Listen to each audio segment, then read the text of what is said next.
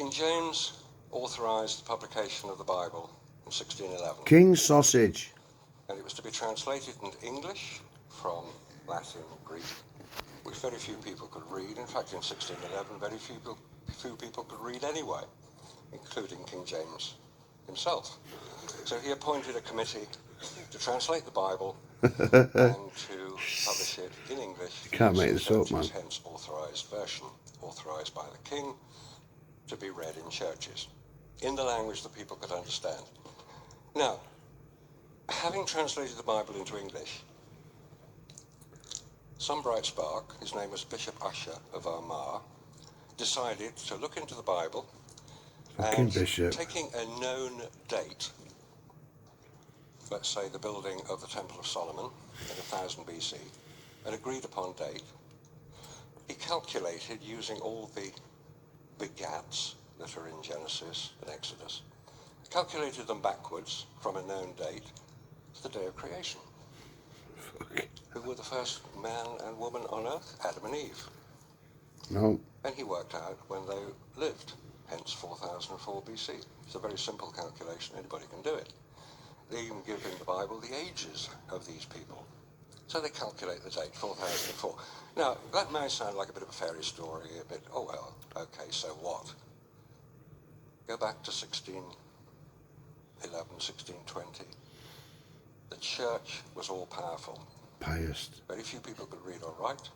What they were told in their churches was what they believed.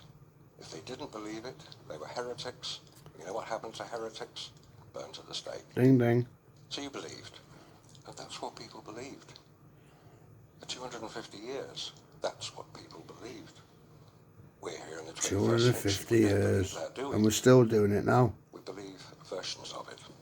Now, having persuaded people that the earth was 6,000 years old or thereabouts, in 1859, a gentleman by the name of Darwin, Charles Darwin, another came sucker, along, published his book, Mainstream whore.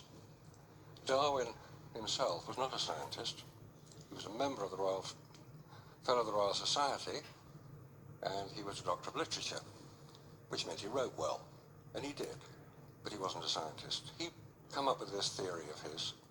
He didn't agree with many of the interpretations put on it, but the key to this book is not the fact that of what it said.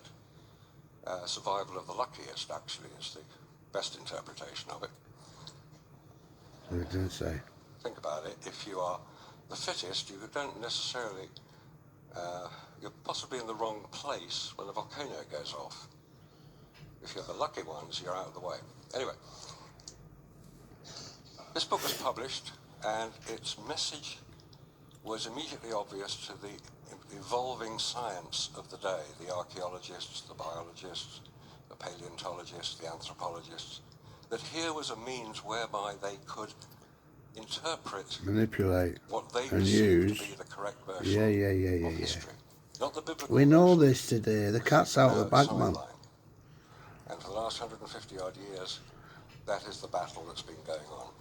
The battle between. And we don't believe one fucking word of it.